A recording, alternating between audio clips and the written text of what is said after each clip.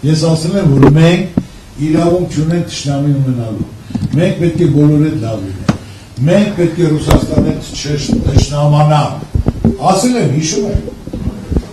Ինչի համար, եթե դու երկրորդ ճանապարհը չունես, խես թշնամանում, դրանից լավը քեզ պետք է առաջարկել։ Եթե դա արդեն քո ձեռի տակ է երկուսն էլ,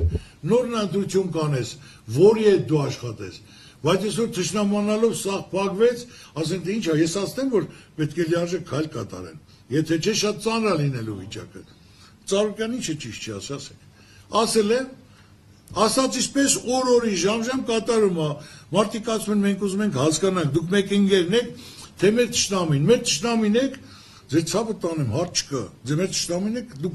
եթե տենց եք որոշել դա ձեզ ձեռատալի, մեր թշնամին եղեք։ Բայց ժողովուրդը, այ ժողովուրդը, մեր բարեկամներն են։ Այդ դրանից ավել էլ ինչ ասեն մարդիկ։ Այնպես որ պետք է մարդը միշտ մտածի, լիարժեք 100% համոզված լինի, նոր այն ժամանակ քայլ կատարի, որ երկուսն էլ դեմը դրանն են։ Հիմա եթե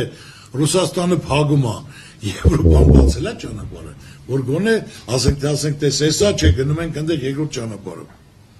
Նույն ճանապարհ ճակատագրին արժանացել էր Վրաստանը ասեք իրաց մանդարինն ու ջուրը գինին կարողանում էին վաճառել։ Ով է Եվրոպան իր գլուխը չի կարող բայ Եվրոպայում արդեն ամենաուժեղ հիմնարկներից Գերմանիան, որ ասենք թե 7 հատ մաշինաստրոյցերնի մեքենաները սա հանեց Ամերիկա եւ Չինաստան։ 3 հատ մետալուրգիական գործարաններ փակեց, չկարողացավ աշխատացնել։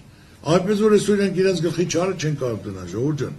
Այսօր մենք պետք է խելացի վարվենք, որտեղ կա արդյունք, որտեղ կա շահ, որտեղ կա օգուտ իմ երկրի, իմ ժողովրդի, որ դա արդյունք կբերի, մենք պարտավոր ենք այդ հարաբերությունը պահելու, քննարկելու, ավելի ապահով պահելու։